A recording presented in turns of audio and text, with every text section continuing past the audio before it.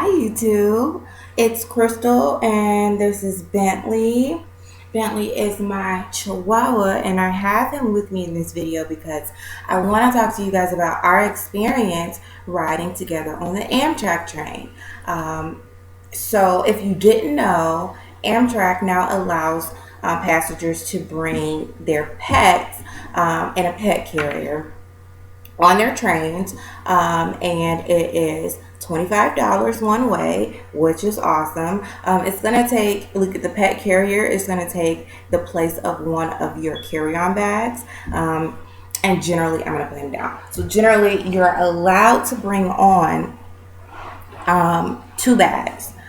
Both, but of course, the dog is going to take the place of one of your bags. So you can bring your dog and then bring an additional bag with you. Excuse me while I'm looking off to the side. I want to give you guys accurate information that I wrote down. So the dimensions of the carrier has to be 19 inches long, 14 inches wide, and 10 and a half inches high. Those are the maximum dimensions for the size of your bag. The max weight of this bag has to be 20 pounds with the dog inside it. But I will say this, they didn't weigh my dog, so I don't know. You might want to also note that it says on the Amtrak website that you are only allowed to bring your dog on specific routes. So not all Amtrak trains are going to accept your dog. You do want to check the website for that. As a general rule, I think it said any route that's longer than 7 hours, they wouldn't allow you to bring your pet with you. What else do I have written down here?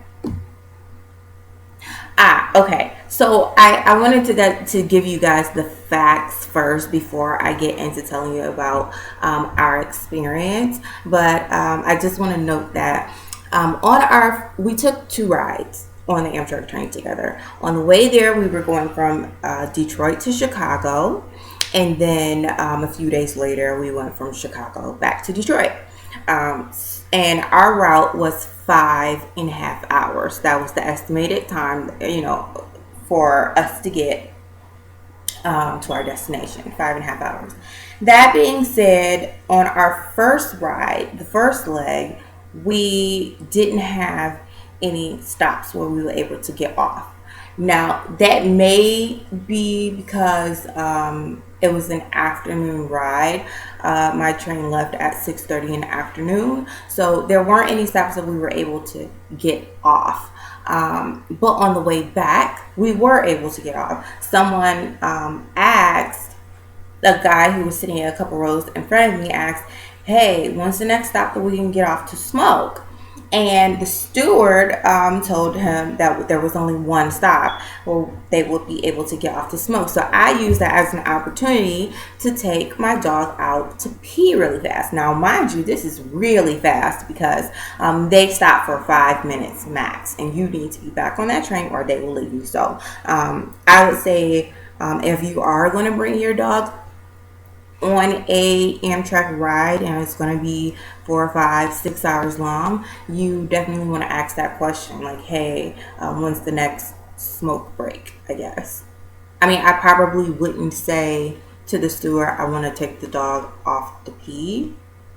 They may not go for that, but I just got off when the people were getting off to smoke. So let's talk about my experience on the way there. Now, like I said, that I was supposed to leave at 6:30. That's the time that our train was supposed to take off. I worked that day.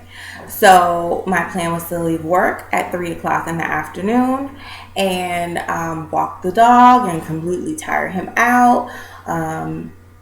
But we make plans and God laughs, right? Right. So I didn't get off work until about 5:45, which means that my dog did not get a walk, which means that he had been cooped up in the house all day. And then he had to be put in a carrier and sit in a carrier for 6 hours. Yeah, 6 hours. I know I said 5.5. However, something else that you should also know.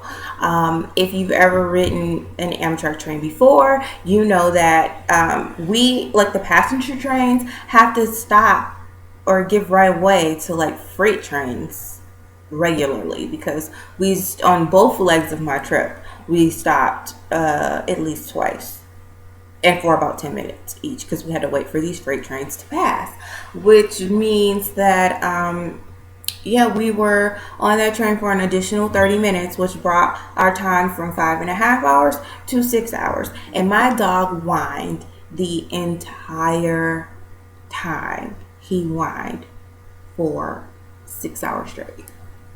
It wasn't his fault. Can't be mad at him. It was 100% my fault. And so that's why I'm telling you guys this, because I want you to learn from my mistakes. Your dog needs a walk before getting on this train. You just do. Even if little Fluffy doesn't normally walk, Fluffy doesn't like to be outside, Fluffy needs a walk before he gets on this train because, especially if it's a very long train ride, because I don't know. You just need to make sure that your dog is tired before you get on a train with a dog or do any type of traveling. They need to be tired because you don't really want to have to worry about your dog misbehaving, or not just misbehaving, but just being anxious, because they just have too much pent up energy. They can't get out of the carrier. They have to stay in the carrier the entire time that you guys are on this train. So it's just in their best interest to make sure that they're tired out, right? Right.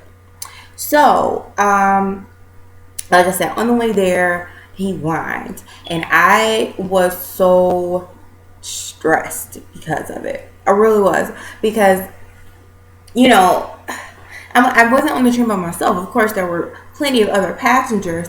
However, I will say this about Amtrak. And if you have a pet and you've never traveled with them before, maybe Amtrak would be a good starter, getting them used to traveling, because it was not packed to capacity on this train.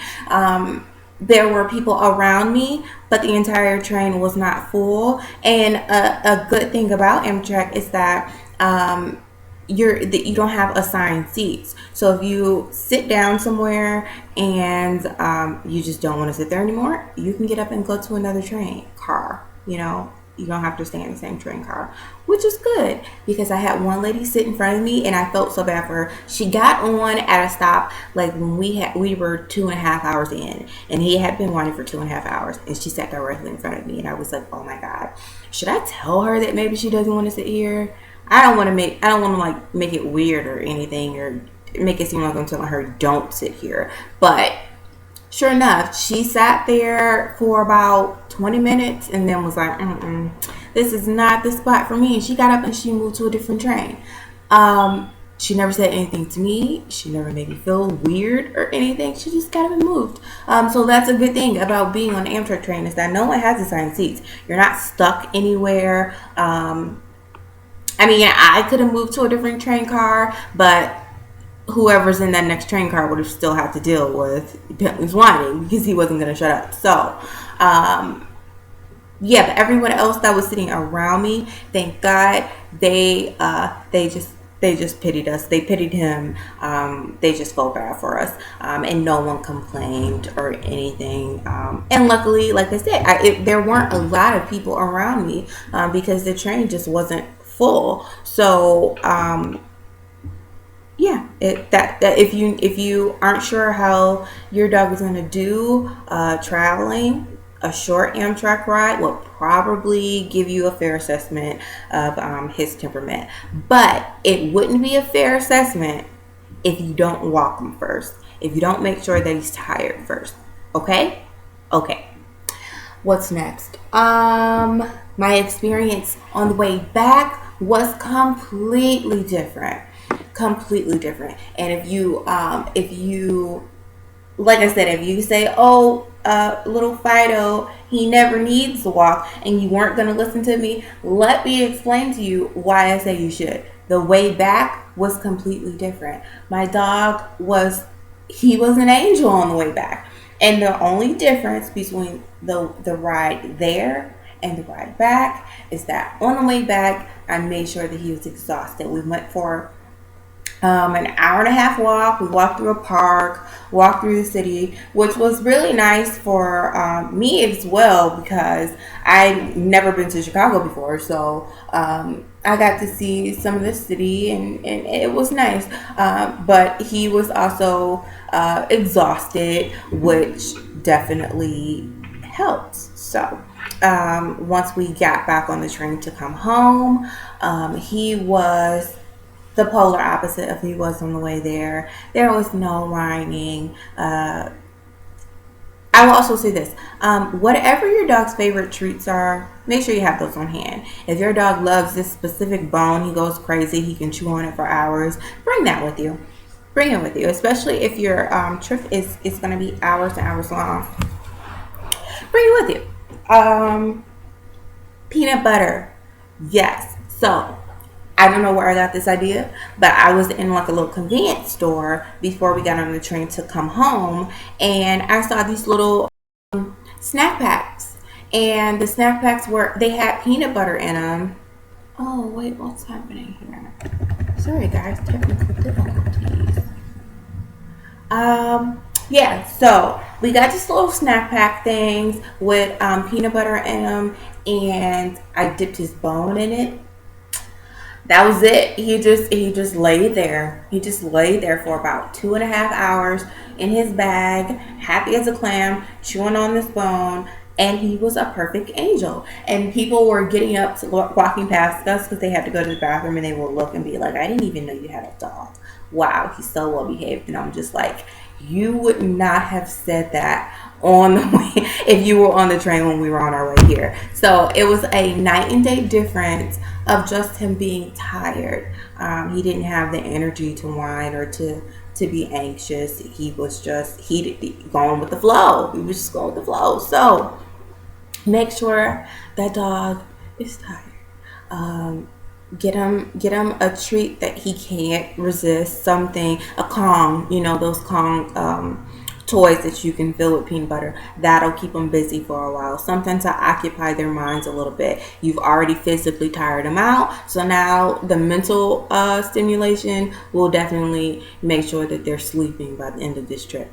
Around 2.5 hours in of that second leg of the trip, he did whimper a little bit, and it was because he had to go to the bathroom. And like I said, around that time was when someone asked about a smoke, a stop where they could get off to smoke. So if you have your dog with you, definitely ask about which stops you're able to get off to smoke, and take a little Fifi, off to go potty.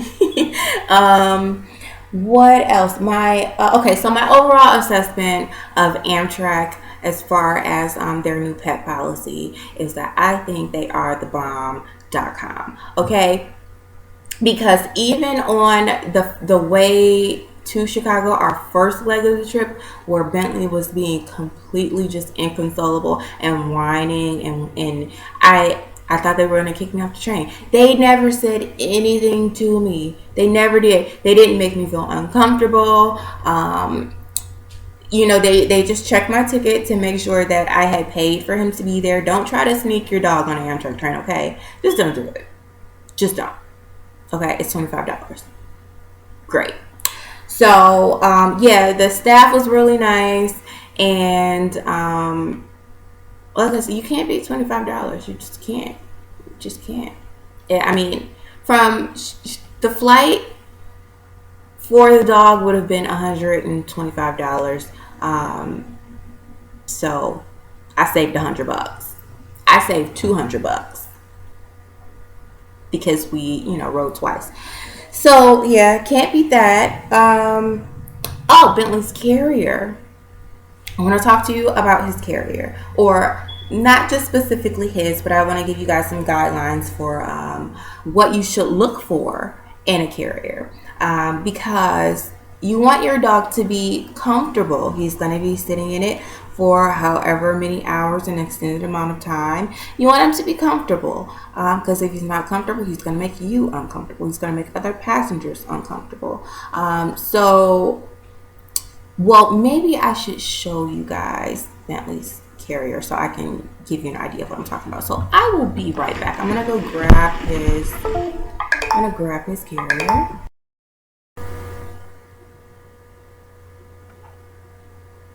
All right, guys. So I'm back. This is Bentley's carrier that we use when we went to Chicago. So I'm gonna try to get this all in frame. It's a nice leather carrier. He has these air holes, and of course this mesh screen. All that's really good ventilation. These snap, and this rolls down if he wants a little more privacy, or if I feel that he needs it. But then, like I said, it rolls back up. That's one side of it. Here is the other side. On this side, we have a zipper, and it's pretty deep. As a matter of fact, I still have some treats in here. So like I said, it's a pretty deep pocket. You could put your phone, treats, his leash. I had all of those things in this little pouch. And then here's the other side. Now on this side, of course, we have a ventilated area so that he can see out. What I like about this carrier is that it's very secure. Okay, so it can you see this hardware? It has gold hardware. It's very stylish. I really like it. But pay attention to the fact that it has this little locking mechanism like some purses do. And then, do you hear him whining? Anytime I pick up this bag now, he thinks we're going somewhere. So, so like I said, night and day difference. Now he equates his carrier with us ending up in a new place. So he's whining now. So ignore that. But it zips on this side, and then pay attention to these little notches. Is that in focus? These little notches here, because they allow you to fold this backwards. I'll show you. You can fold this backwards, and he can poke his head out, and it's hands-free, so he can poke his head out. But it's not just there, because they have these notches all the way up the bag, so there are different lengths at which you can lock it backwards. So I can pull it all the way back here. He'll have all of this room to see out, and it folds backwards like that. Also on the inside, it has this leash tether, and like gold hardware. Again, it's very stylish. I really like it. It matches my luggage. But not only that, it's very functional. So this is going to attach to his leash or his harness, so that while this is open and he has his head out, he can't just jump completely out of the bag and run down the aisle. Also, you want to look for something that has a fleece or just a soft insert, but on the bottom it's waterproof. So it's fleece here for him to lay on it and be comfortable, and it has like a thick foam. And this particular bag came with 2 of these inserts. Came with 2. And then on the bottom of the bag is just this a solid hard bottom, so that when you are carrying your dog, it's not going to collapse. Okay, he's going to feel very secure. And that's also waterproof. Like I told you guys, Bentley was very car sick. Our first little ride, when I was just preparing him, I took a couple rides with my mom in the car, preparing him to be on a train and to be moving, and that's when I realized that he gets car sick. And so we quickly, I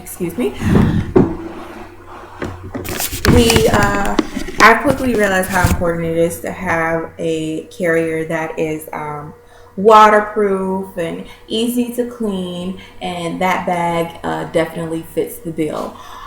Speaking of motion sickness, if your dog, please don't let your dog first experience with being in a car or being in a moving vessel be your flight or your Amtrak train ride. Don't let that be their first experience, because it's not going to be a good one. So, like I said, we prepared Bentley for traveling by putting him in his carrier and putting him in the car and taking short 15-20 minute little rides, and he got sick. So we got him some Dramamine, which you can pick up at any CVS or pharmacy. If you're not comfortable with the dosing or figuring out the dosing for that, then definitely go to your vet and they will prescribe you something, and they will tell you the correct dosage and the correct medication. But we just gave Bentley the Dramamine, half of the Dramamine tablet, and we made sure that we did not feed him before he got on Amtrak train, and he was totally fine. No motion sickness. So even if your dog gets sick,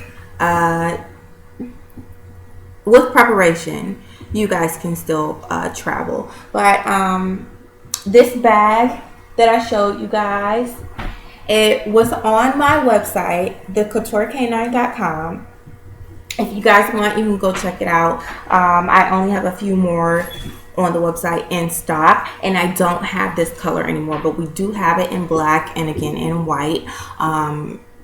They're very stylish, and like I said, they're very functional. The one that I have matches my luggage, and he's comfortable in it, and that's what's most important, is that it's a comfortable ride for him. So I'm going to leave a link to the website in the description box. I'll also leave a link to the Amtrak website on their pets page, where they talk about which routes they accept pets on, and they talk about the pricing. I will leave all that in the description box for you, and I hope that you really enjoyed this video. I hope that you learned a lot. I hope that you learned from my mistakes. I hope that this made you laugh. So yeah, I look forward to talking to you guys again. Okay. All right. Oh, it's Christmas Eve. Merry Christmas, guys. All right. Bye.